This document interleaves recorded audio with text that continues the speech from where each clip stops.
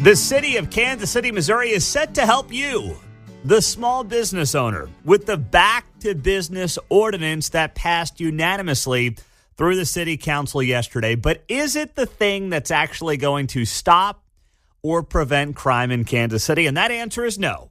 Good morning. Happy Friday. It is great to be here on KCMO 95.7 FM. As always, we're streaming on the iHeart TuneIn app, the Google Home, the Alexa, as you get your morning started. The real change cannot happen in Kansas City until November 5. But for now, this is, I guess you would call it, a Band-Aid for a major wound. Kansas City passed the Back to Business ordinance yesterday, and what that does is it allows businesses to get $3,000 for repairs that happened between July 1st of this year and July 31st of next year. So, if your window was smashed out at Betty Ray's Ice Cream or Mildred's or any of these other businesses that have been hit lately, you can get a refund. But by the way, if that break-in happened on June 30th of this year, you are SOL, as they say. You can also get $5,000 if you're a small business to install security measures during that same time period. Once again, if you put in your security measures in June, well, sorry, you are SOL. So now you sit there and you say, okay, this is very nice. The fund has $325,000 in it, which really isn't a ton of money when you think about it. That means 100 businesses could get $3,000 for repairs that took place or repairs that need to take place between July of this year and July of next year. I guarantee you that money will go very quickly. Or $5,000 for small businesses to install security measures. That's also not a very big number. That's 65 businesses that could apply for that $5,000 to try to get security measures during that same time period. And that doesn't include those who might apply for the $3,000 in repairs. So this is helping maybe a few dozen businesses all in all around Kansas City. Once again, I appreciate the spirit of what the city is trying to do. I genuinely do. I'm not sitting here on a Friday morning just like wanting to rag on the city council as much as I, get some jollies doing that once in a while. That's not what I'm trying to do here. I'm just pointing out it is a Band-Aid for a massive wound. And that wound is crime in Kansas City that is completely out of control. And it's not just with the violent crime. We know the homicide number is actually down. Now, of course, it was getting towards record highs, but it's coming down. But now you have all these petty crimes. You have people who can't park their car on the street in Waldo and in Brookside. You have businesses getting broken into. It's just a matter of who's next and when. This week, Betty Ray's in River Market got a lot of attention because they were broken into on Tuesday night at about 11:30. So this is happening all over town. And why is it happening? Criminals do not fear consequence. They don't. And that comes courtesy of your area prosecutor. And just an element that has permeated this town for far too long in the wake of 2020 that, criminals might do bad things, but gosh, the underlying issues are really the problem here. And if we just fix the underlying issues, everything's going to be A-okay. It's not that simple. So here was Quentin Lucas yesterday at City Council talking about this Back to Business plan and how he wants to help out you, the small business owner in Kansas City. The goal is very simply this, to make sure, one, that businesses know that City Council supports our businesses, wants them to remain, wants them to be able to survive in our city. Second, that the city recognizes the costs as it relates to small businesses' recovery. Okay, so that's noble. That's admirable. Once again, this could have all been fixed 40 years ago by not embracing an anti-cop narrative around this town, but I guess better late than never. So I can't just sit here and rag on that because, great, helping small businesses, you want to keep them in Kansas City. And that's what this ultimately comes down to. You do not want Kansas City to be a place where small business owners don't want to operate. And that's what you're risking right now. Just look at St. Louis. There are large parts of St. Louis that have become a ghost town. There is commercial property, business property downtown that is like trying to sell for $2 a square foot, and they can't give it away. That's a worst case scenario. I don't think that's coming here, God willing. I do think our leaders are better than what they've got on the other side of the state. But still, that's like the worst case scenario, and it's only 3 hours down the road. So you just got to look over there down I-70 and realize you want no part of that. And I think deep down, Quentin Lucas understands that. So they're trying to piece together the right things. But this will come down to November 5 and who this county elects as prosecutor. There are two options. Tracy Chappell's the Republican. Melissa Johnson is the Democrat. No matter what, things will improve. Nobody is going to go back to the Jean Peters Baker era of slapping criminals on the wrist. I don't believe that. I actually believe no matter what, things will get better. How much better? I don't know. We've got to hear more from these candidates. I've noted I'm trying to get a debate set up between Melissa Johnson and Tracy Chappell on this show. I hope that we can get it done. I really do hope that we can get it done because it is the most important local race. They were set to debate this week. It was going to be on Tuesday night, I think it was, and then Monday night, and then Melissa Johnson got hit with COVID, so she canceled at the last minute. But then they're scheduled to debate again today. Believe that's happening. So as soon as I get that information on the who, what, where, when, why, I will share it with you here on KCMO. But they are debating today, John. Geez, I might be reluctant to call in here, Pete. It's we had the guy with to get the hammy on the his gout for the wiffle ball game, and then we had Lisa with the COVID thing. Yeah, well, yeah, it's been a rough week for some around Kansas City. Yes, that's right. You know, and we had the wiffle ball game yesterday. We raised about $7,000 for our friends at the Battle Within. It was Team Mundo against Team Keatsman, and Team Keatsman won 12-4. So. Not happy about it. Now, he had some players. Kevin got there early, and he wanted to be on the first base side because it was shady. He was smart. I got my team sitting in the sun the whole time, okay. Just like the Chiefs. Bad news bears. With the visitors' sideline during September, sitting right there in the sun. So Kevin's mapping out his players. He's got his guys doing batting practice. I show up with 5 minutes till first pitch. I'm busy here at KCMO. Right. And he's got everything already mapped out. Now, that being said, Kevin played outstanding catcher. He had a couple, catcher and wiffle ball is a very important job. It's coming all over. You got foul balls flying right in front of you. Kevin must have had 4 snags at the catcher position. He was really quick, rocking it. He was quick hands, that Kevin Keesman. I hit a solo home run, but we just didn't have enough offense yesterday, unfortunately. But most importantly, we raised $7,000 for the Battle Within, helping veterans and first responders here in the Kansas City area. But it's funny, we're right there in the heart of Brookside, and I took this photo on my phone. The amount of these Kamala Harris, Tim Walz signs I saw were just stunning to me. And you would think that the people who suddenly are getting hit the most with some of this crime around Kansas City because of 4 years of soft on crime policies would not have the Harris Walz sign up. And you know what the tagline is? It's just a blue sign, and I'll post it up on social media. It's a blue sign, white exterior, and it says Harris Walz. We won't go back. And I'm thinking to myself, boy, whether you think about America or you think about Kansas City, 2019 was a heck of a lot better for America, but also for Kansas City. When you look at business, when you look at crime, it was a much better time. So I'm thinking to myself, what are we not going back to exactly? Lower inflation, more peace and prosperity around the world? What are we afraid of going back to? All right, fine. You don't like the nacho cheese guy. But guess what?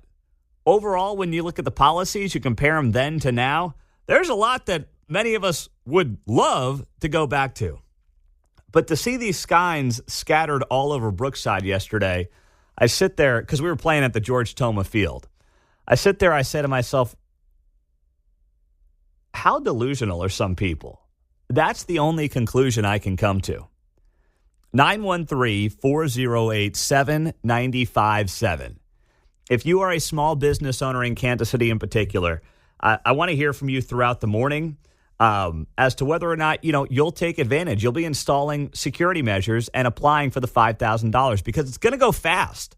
There's only room for like a few dozen businesses to get the $5,000 from the city for security. So it is going to go, and it's going to go real fast. I guarantee you there will be more applications than there will be money for people in this fund. It's only $325,000. Kamala Harris did a big interview yesterday.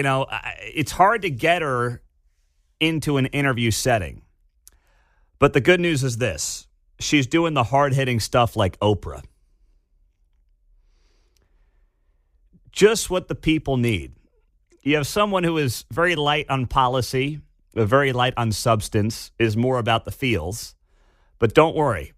Oprah's going to get the answers that we all need, right? Now, I had to stop laughing about it. Jeez, okay. Well, Kamala Harris was sitting down with Oprah last night, and what they did was they did some Q&A with the audience. Some of the audience was on Zoom. And here's a question from a young couple. They're probably, 30-ish, give or take. And they're asking about cost of living. Now, if you're Kamala Harris, you've got to know, hey, I'm doing Q&A. Someone's going to ask about that, right? Someone's going to ask about prices, just like we just talked about with that CNN clip, and we'll get to you on that here in a second. But someone's going to ask about cost of living. Hey, my cost of living has skyrocketed the last 3-4 years. What are you going to do to help me out? Especially since, let's not forget, you've had a lot of power. You've been around the block here. You are the vice president. Here we go. We really would love to know what your plan is to help lower the cost of living.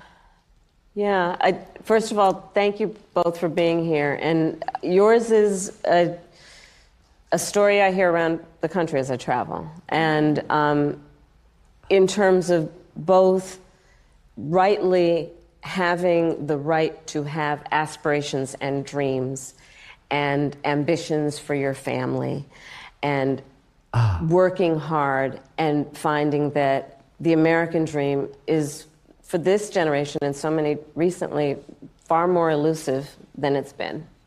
And we need to deal with that. And there are a number of ways. One is bringing down the cost of everyday necessities, including groceries. You have got to be kidding me. What kind of a word salad is that? That's 40 seconds of nothing. That is 40 seconds of nothing from the person who wants to lead the country, who has been the second most powerful person in the country for the better part of 3.5 years, who was a tie-breaking vote in the U.S. Senate, because that's what the vice president does. They break tie votes in the Senate to do things like the Inflation Reduction Act, which did nothing but help skyrocket inflation. So I'm listening to that, and I'm saying to myself, where's the answer? Where's the answer? Where's the answer? We got to bring down grocery prices. Okay. How do we go about doing that? And instead of the, I feel your plight. Oh, gosh, I hear this all over the country. Okay, so can I get an answer, please? Can you give me an answer, please? Help me out here. Help me help you. What can you do for me on this? Because the more I hear, the more I just get frustrated. I'm getting pissed now. And I don't want to. I really don't. I just want some answers. I just want some ideas here on what we're going to be doing. But are the American people going to fall for that potentially? They might. It's entirely possible. And I'm not going to sit here and be mad about it. Because, as I often say, you get what you vote for. I'm not going to come in fire and brimstone. Now, I will believe that people got it wrong. I think there are two clear directions when you look at the economic opportunity in America today. But at the same time, there's 48% of America who thinks that the way forward, the way to improve the economy, is by putting in office the person who has been in part in charge of the economy the last 3.5 years and has seen and overseen inflation, the highest of its kind, in 45 years. and does not have any direct answers for you, the American people, on turning things around. Now, what about the border? How about that with Oprah last night? What would be specific steps to strengthening the border? So it's a wonderful and important question. You know, my background was as a prosecutor, and I was also the elected attorney general for 2 terms of a border state. So this is not a theoretical issue for me. This is something I've actually worked on. Okay. I have prosecuted transnational criminal organizations for the trafficking of guns, drugs, and human beings. I take very seriously the importance of having a secure border and ensuring the safety of the American people. Woo! That is all-time gaslighting right there. There's gaslighting, and then there's that. California is a border state. Yes. I'll give it that, but I haven't heard much complaining from them about who's coming across their border. No. So when I think of border state, I'm thinking of that Rio Grande River, like Texas, yeah, New Mexico, Arizona, yes. But that's me. Yeah, no, you're right. You're right. That's just me, too. Maybe we've been living under the rock. I don't know. 913-408-7957. But the one thing that Kamala Harris does keep tapping into is the idea of joy. And I will say, for all the lack of policy, the joy play is actually a really smart one. Because we sit here and, you know, if you're listening right now, you obviously kind of care about what's going on in your country. You try to look at the policies, what's working, what's not. Remember, there are millions of people who are going to vote in this country that don't really care about that. It's all about how they feel. And there's something to be said for Kamala Harris trying to play into that lane of joy because she's the only one playing in it right now. Now, do I think it's somewhat phony? Yeah, of course I do. But Trump's not in that lane. I believe Trump should try to get into that lane. It's easier said than done. Listen, when you've almost been killed twice in 60 days, I get it. You might not have a lot of joy right now. He's a human being, too. I can be sympathetic to that. But it is something the American people do look for. And Trump had a little more of that happy warrior mentality in 2016 than he's had the last 2 times around. Right now, it's more along the lines of, if you don't vote for me, the country's going to continue to go to hell in a handbasket. And, I don't think he's wrong. But that being said, you bring an ounce of joy to this thing, you bring an ounce of, happy warrior back to this thing, and I think it dramatically changes the equation. Because if not, she's the only one trying to play in that lane right now. And I don't buy it for a second, but there's something to be said for it, John. Right. He needs to talk about the past, the way it was when he was president, so that their not going back message, rebounds on him. Exactly. Yesterday I was in Brookside for the wiffle ball tournament we did with the Battle Within. And by the way, Kevin Keatsman's team won 12-4. But listen, I think he stacked his team against me. I got there 5 minutes before first pitch, and Kevin had his whole team picked out. So I don't know. I'm just saying. But no, Kevin was great. He had a bunch of great foul ball catches as the catcher. So he really had himself a good game. Now, I did have a solo bomb over the right field fence there at the George Toma Field in Brookside. But all that being said, the signs in Brookside littered all over the place for Kamala Harris and Tim Walz. And some of you told me that was going to be the case. I wasn't sure, but it was the first time I had been in Brookside in a while. And the signs were, Harris, Walz, we won't go back. And I just sat there and I thought to myself, go back to what? Go back to reasonably priced homes and groceries?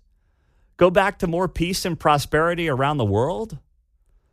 Yeah, the tweets were kind of annoying, but in the grand scheme of things, when it came to cost of living, it was a heck of a lot better.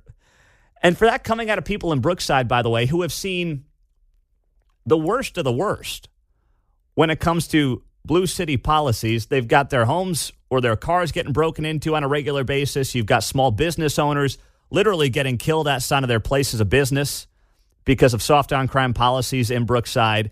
To see those homes, and they're beautiful homes, with the Harris Wall signs saying we won't go back. I'm just like, man, tell me you're out of touch without telling me you're out of touch. 913-408-7957. We'll continue the conversation with you here on KCMO Talk Radio 95.7 FM. We are streaming all morning long, of course, on the iHeart and the TuneIn apps right here on 95.7 FM KCMO. Kamala's going for the joy. She did it last night with the Oprah interview. Is it going to work? Well, that remains to be seen. But she is playing in that lane, which isn't the worst move ever. Gerald's on KCMO. What's happening, my friend? Hanging in, trying to figure out why is it that every time Trump gets on TV, it's doom this, doom that. It's bad America this, bad America that. I do know that Kamala did fumble that ball last night for several questions because the things that she's talking about, that $6,000 for a baby and everything, that's not helping us. People like me already got kids 14, 27 years old. That's not helping us at all. Mm-hmm. But at the same time, she has some kind of policy. What does he offer besides all of that misery that we went through during the pandemic, telling us to inject bleach and alcohol and anything that he could get up in front of us to say daily? That's kind of bad. That's poor representation of us. You sound to me, Gerald, like someone who is not sure what you're going to do on November 5. Is that fair? Or, I mean, I heard you rag on both candidates there, so tell me where your head's at. My head is that we do need to turn the page and move forward. But at the same time, it would be nice if Kamala went into some detail that helped all of America. And when you're talking about the detail to help America, don't go into your family. We've heard enough of that. We need to know what you're going to do for our family. And that $6,000 and that $50,000, the average American family is out here working, man and wife, trying to put together, barely able to see each other because we're trying to make everything work with the high cost of everything. Bringing down the groceries is not just it. Kansas is already eliminating the tax on the groceries. Mm-hmm. So therefore, with that being said, what is going to do? They are neither one of them. She's putting out some policy, but all we hear from him is gripe. And it's confusing because nobody did these things in his company. He ran it just like he ran America. He's had a chance to prove himself, although she has been by his backbone all this time. But he had all the power, too. When they went to pass that $15 an hour to raise America's wage up, he denied it.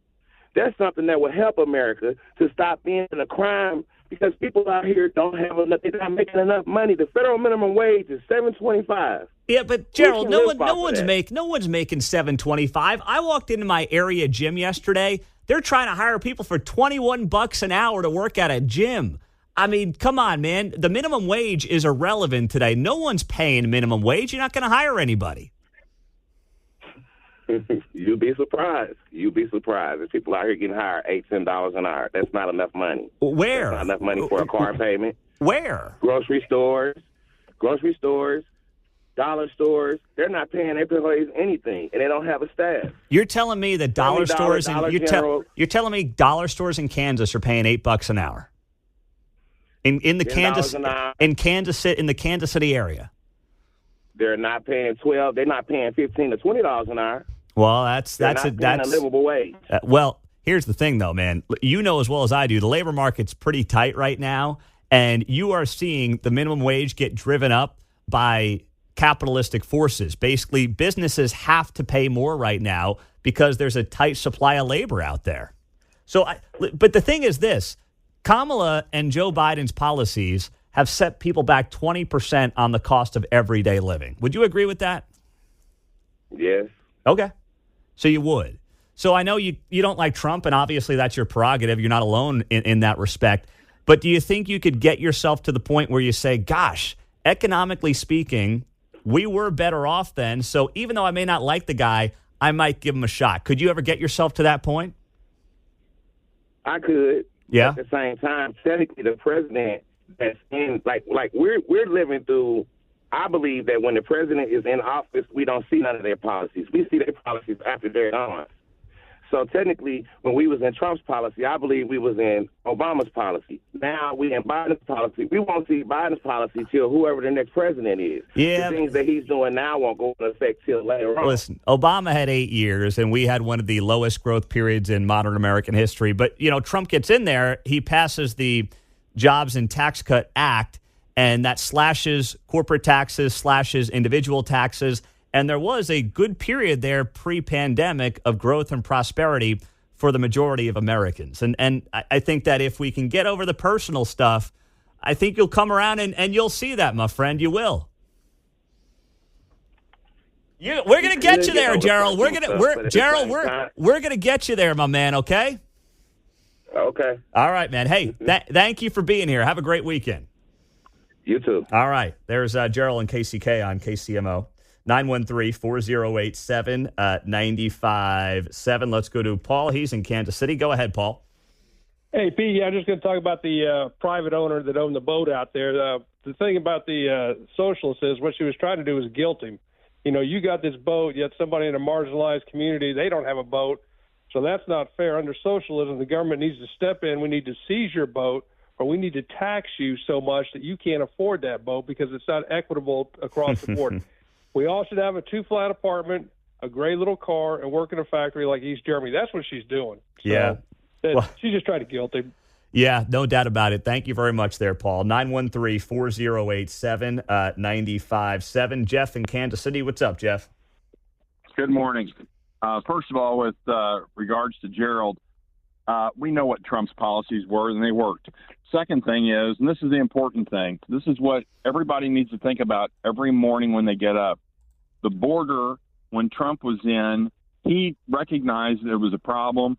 He started building a wall. They didn't want that, the people that were against him, Republicans and Democrats.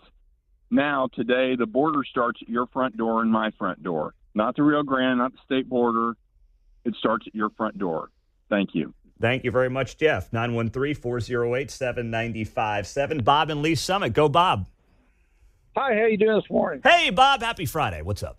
I want to make a comment on Kamala Harris. She proved back in 2019 that she was really nothing more than just a complete moron. And they booted her out like the first day she didn't get $1 in contributions. And what we have here is a person that's standing in front of a podium, nodding her head up and down, flaring her arms around, thinking that's going to convince the American public that she actually knows anything she's trying to talk about. She's not really qualified to even sweep the floor of a food truck. So what happens if, Bob, what happens if she wins, which there's a 50% chance she will? What does that say? If she wins, we're done as a country. But what is, yeah, listen, I don't think it's a good direction for America. I will never believe America's done, but my point is this.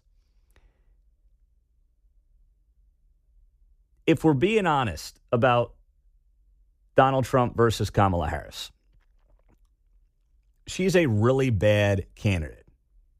She did not get anyone to vote for her. There was no primary. We know she was basically inserted as part of this coup, right? And now the media is trying to drum her up as some kind of popular historic figure when Democratic voters had a chance to do that 4 years ago and decided not to do it.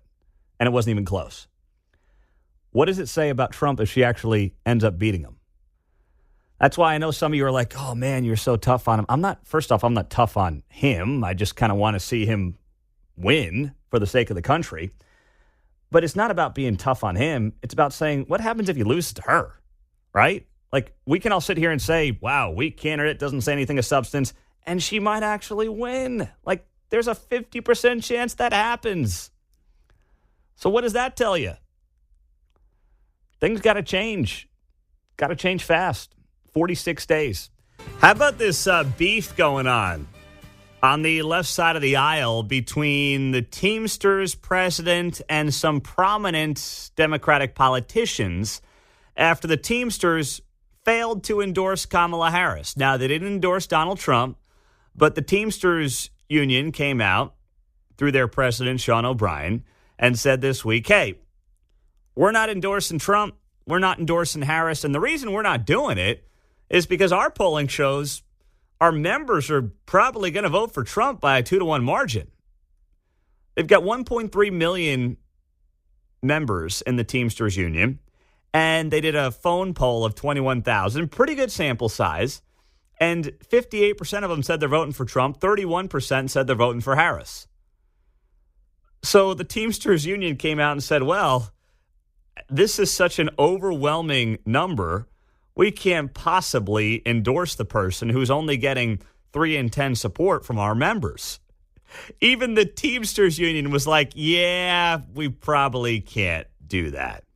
So they didn't, which is a smart play. Now, I'm not going to give them a ton of credit because if you saw that your members were 2-1 in favor of the candidate, you might actually endorse the guy who you got 2-1 support from with your members. But whatever, it's a step in the right direction. Alexandria Ocasio-Cortez was not happy about this yesterday. And I will say that she actually has a point here.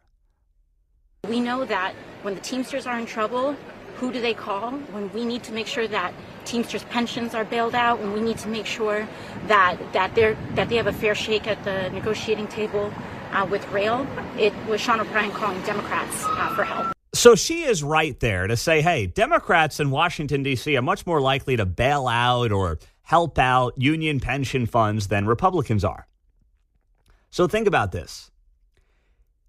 If you're Alexandria Ocasio-Cortez or any Democrat, right, and you're like, hey, we're the ones who are more likely to basically give them money because they love giving everybody money, but the members don't like us by a 2-1 margin. They don't like our candidate by a 2-1 margin.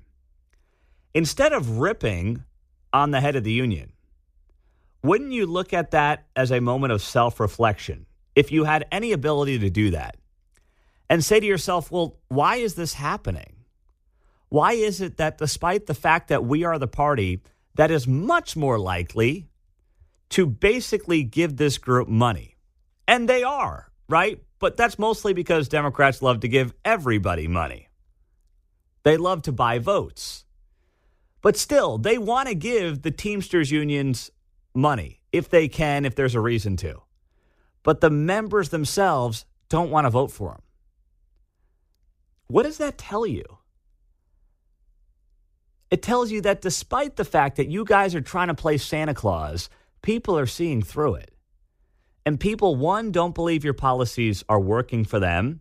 And two, they really don't identify, I believe in large part, with a lot of the societal crazy ideology, the border policies that are impacting working people and those on the lower end of the socioeconomic scale more than those at the higher end of the socioeconomic scale. And just culturally, they don't see a lot in common. Like the truck driver's not going to have a lot in common with Alexandria Ocasio-Cortez and some of the most elite Democratic politicians in America who were out there talking about how you can be whatever you want to be gender-wise. We should do it to the kids. If you don't want to let the kids do what they want to do, well, gosh, you're just an awful person and a transphobe or something like that. And you're like, nah, dude, I just don't think kids should be, whacking off their pecker. I don't think that's something they should be doing. And then they start calling you names. Excuse me? If anything, it should be a moment of self-reflection for somebody like Alexandria Ocasio-Cortez, not ripping on Sean O'Brien.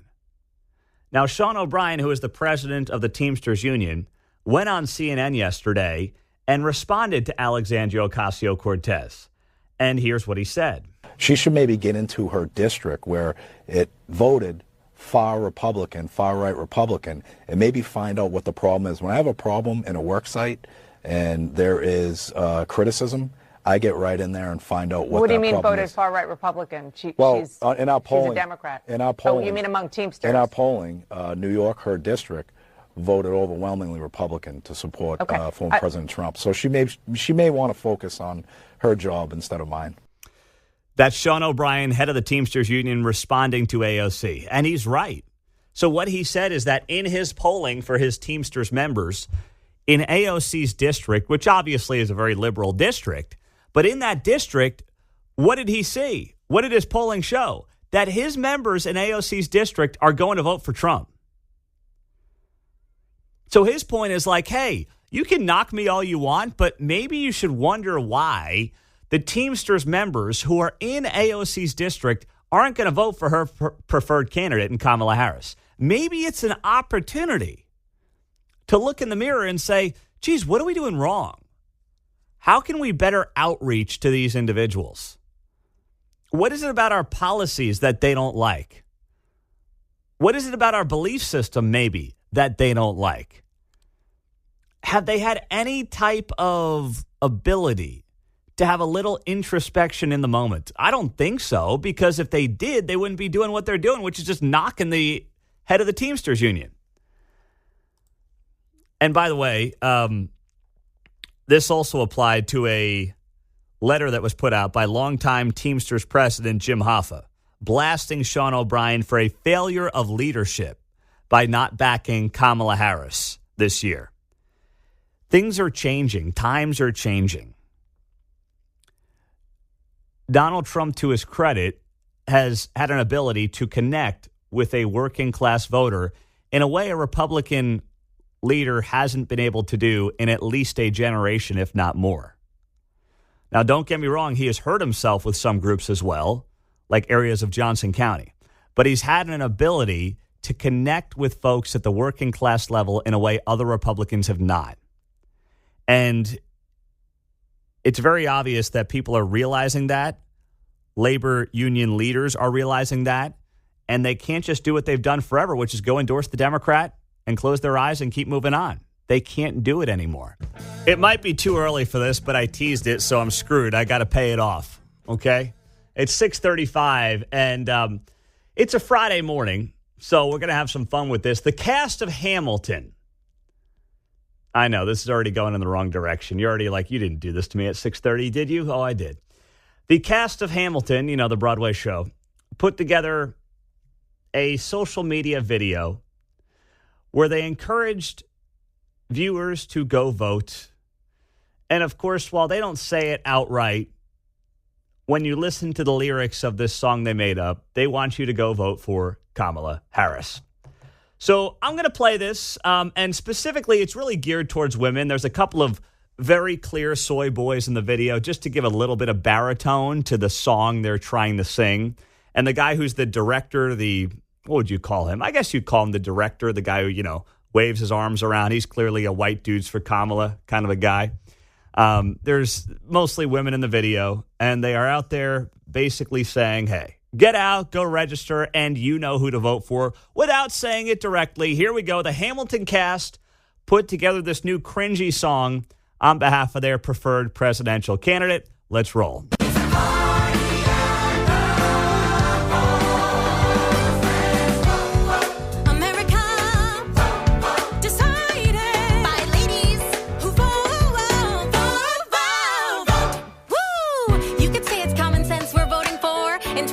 Women cast 10 million more. You say the loss is destructive, I say it's reproductive. So let my message be instructive. We've won each time our rights were gambled, and we're picking raps who will persist. And if you call me a suffragist, then check the internet, cause here I'm a suffragist. Work! Look it up, check your status at whenweallvote.org. Look it up, check your status at whenweallvote.org. Next DM or text 3 friends to check for sure they are registered.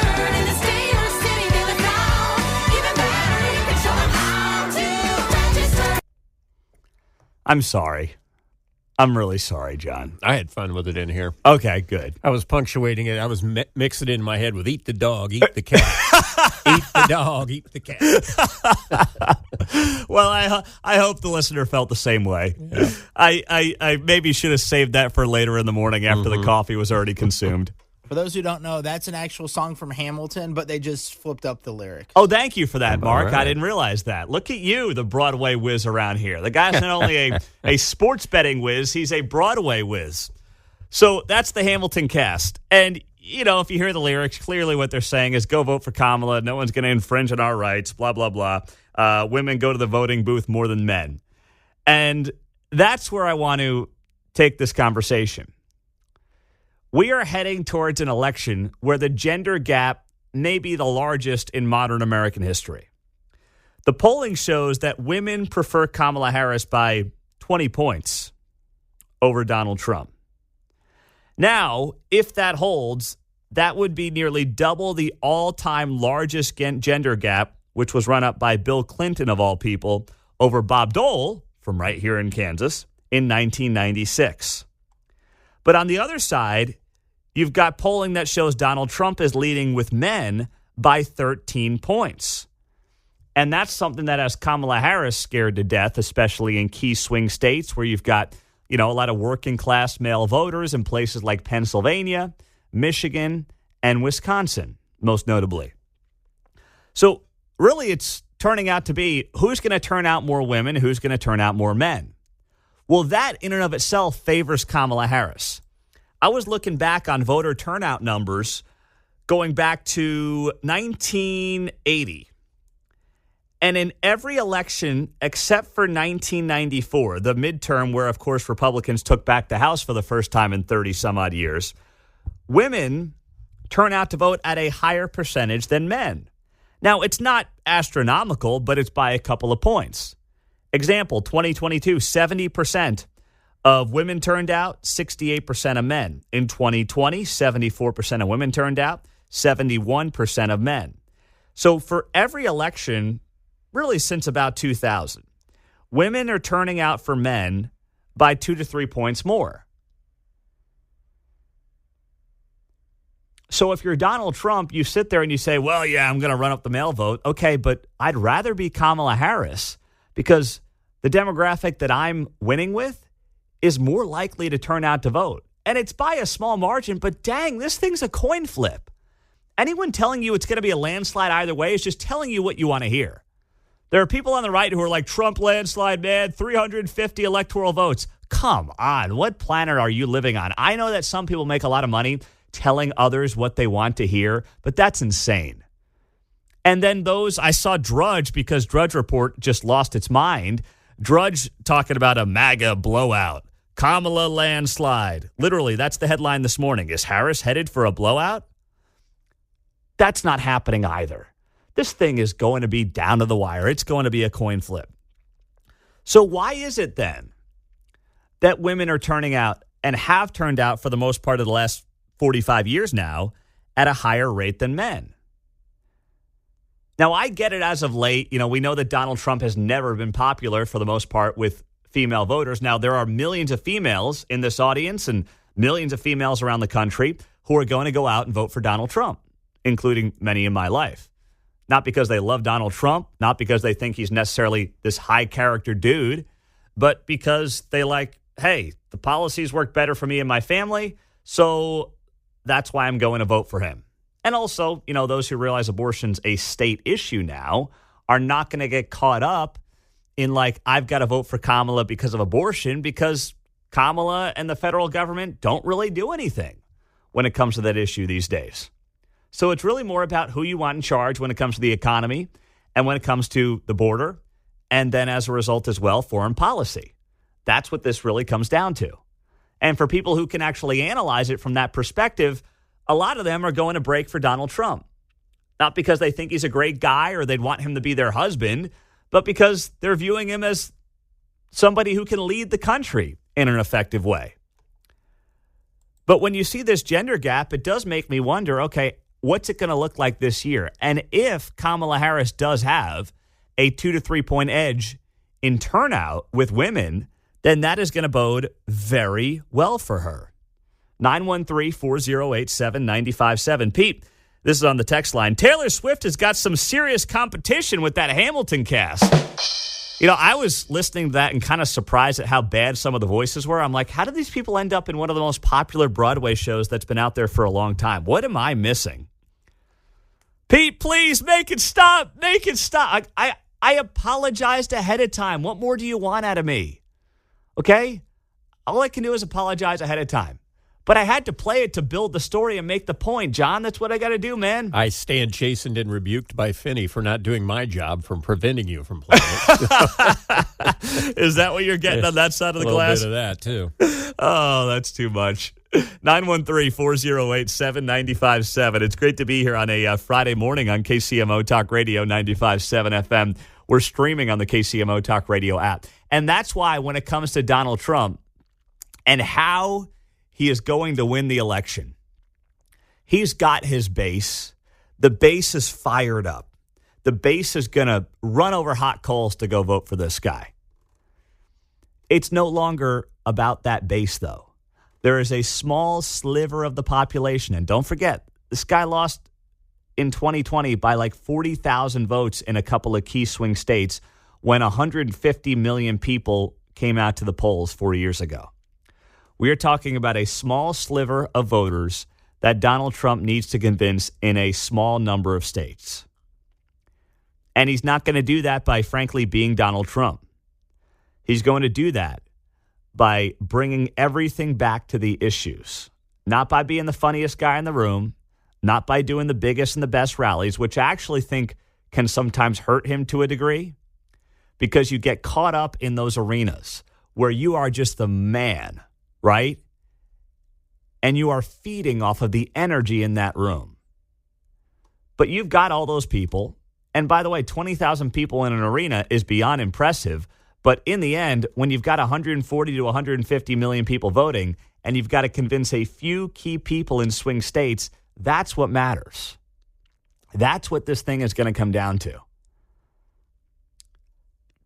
And going to those states nonstop, spending all your time in those key swing states and trying to basically close that gender gap on the female side as much as possible is going to be the key for Donald Trump. And if he can do that while having a strong showing with men, he's the next president. If he can't,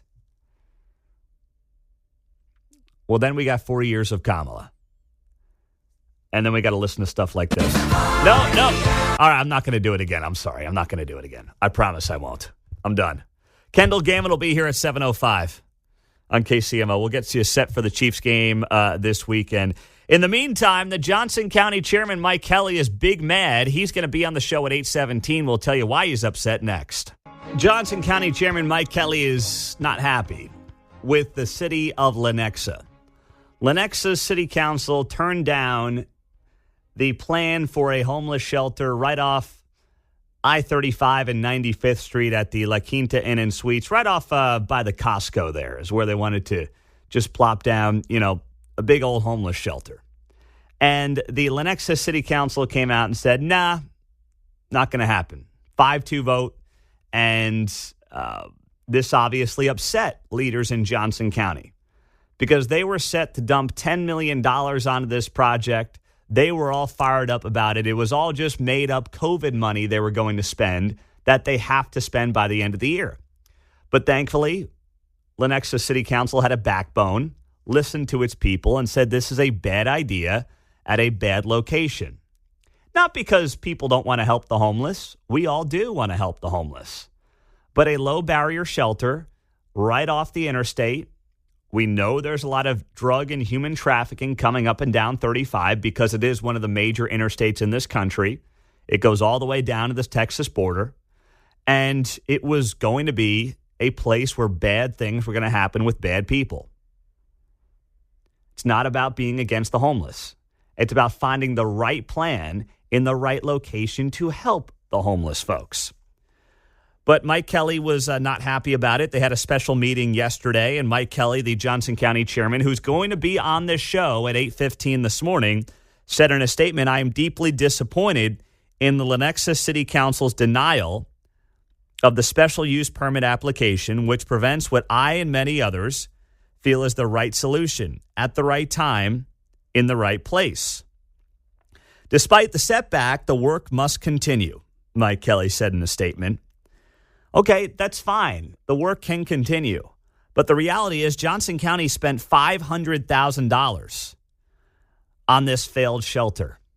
So that money's gone. And we had that for you first here on KCMO. It was reported yesterday by Channel 4 late in the afternoon, but I gave you those numbers yesterday that $500,000 was wasted by the county to try to basically cram down this homeless shelter onto that location. And thankfully, the Lenexa City Council stood up to it and said, that's not happening here. This after the Lenexa Planning Commission said, you know what, on a 9-0 vote, we don't think this is the right location or the right spot or the right time for this kind of a shelter. So they shut the whole thing down. the Planning Commission, and the City Council, which doesn't necessarily have to follow the Planning Commission, did decide to go along with the Planning Commission and vote against it. So good on them for following that. But there's a lot of people who still are sitting there and saying, okay, what is the county going to do next? Is the county going to try to pull a fast one somehow and jam this thing through? Are they going to try to figure out a way to basically thumb their nose at Lenexa and try to potentially fit something else into that location that fits their needs? It's possible. I'm going to ask Mike Kelly about it this morning when he's on the show at 8:15. But you would think if you were being a responsible leader of your community, what you would come to the conclusion of is, hey, the people don't want this. They've spoken loud and clear. And maybe we've got to go back to the drawing board. Maybe we need to actually look at this and say, okay, what actually makes the most sense? Where is the best place to be? What fits our needs? Instead of being like, oh, they got it wrong. We're so disappointed. How could they possibly come to this conclusion? How dare you? Yeah, exactly. That's the attitude of some of these leaders. And then you've got the media carrying their water as well. This story from Channel 5 yesterday was just, really biased journalism. The headline from KCTV5, Lenexa City Council passes the buck on combating homelessness. Passes the buck on combating homelessness. Are you kidding me?